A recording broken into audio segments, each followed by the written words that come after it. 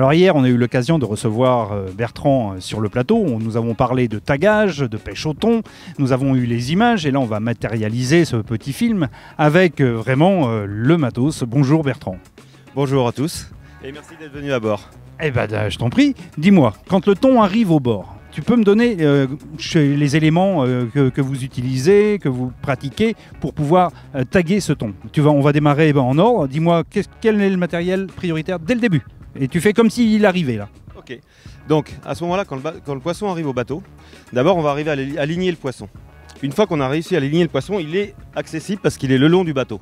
À ce moment-là, on va utiliser les pinces.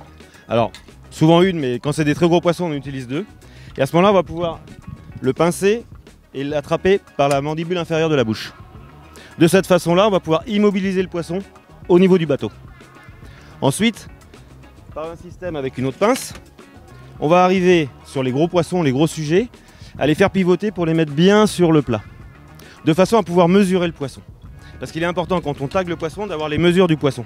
À ce moment-là, quand le poisson est à plat, on a une toise ici qui se présente comme ça, qui est souple et qu'on arrive à mesurer entre le nez du poisson et la partie la plus courte de la caudale, de là à là. Voilà. À ce moment-là, on va avoir la longueur exacte du poisson. Ensuite, il est très important de pouvoir avoir le périmètre du poisson.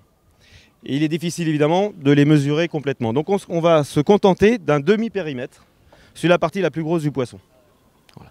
Une fois qu'on a les côtes du poisson, à ce moment-là, on va pouvoir envisager de lui enlever le leurre ou l'hameçon avec ce système de pince, avec ceci ou d'autres systèmes, de façon à bien libérer le poisson pour bien lui enlever l'hameçon. Ensuite, la partie la plus délicate. Ah, c'est la partie, on apprend, mais ça commence à venir.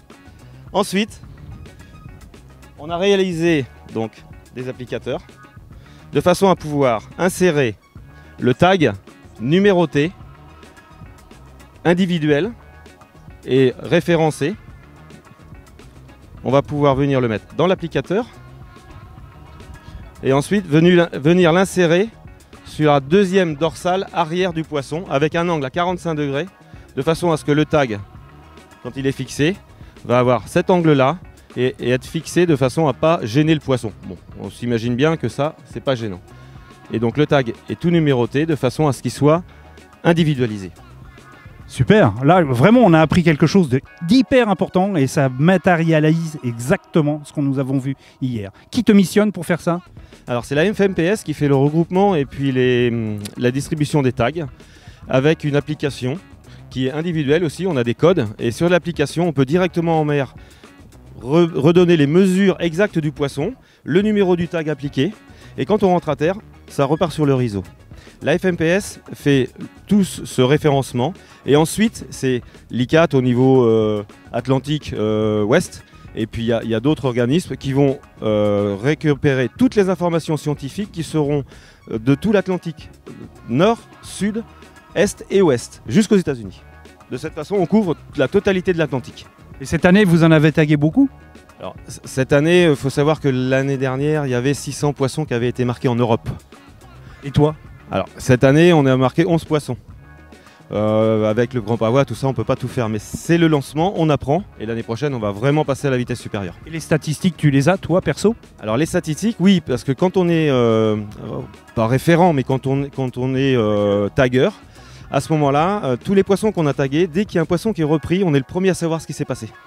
Voilà. Ah, super. Voilà. Et tous les mois, après, on arrive à avoir qu'est-ce qui s'est passé dans la zone. Donc je sais qu'il y a des poissons qui ont été marqués au Sable d'Olonne il y a 3 semaines et il y a un poisson qui a déjà été repris. Donc il y a eu les cotes, il y a tout qui a été fait et tout ça. Il a été repris où? Il a été repris à 8000 nautiques, donc pas très loin de la zone et pas longtemps après. Voilà. Ok, super. Merci Bertrand. Vraiment hyper intéressant. Merci, on se reverra pour une petite rubrique, je pense. Avec plaisir. Merci beaucoup. Merci. N'hésitez pas à venir rencontrer Bertrand pour parler de tagage.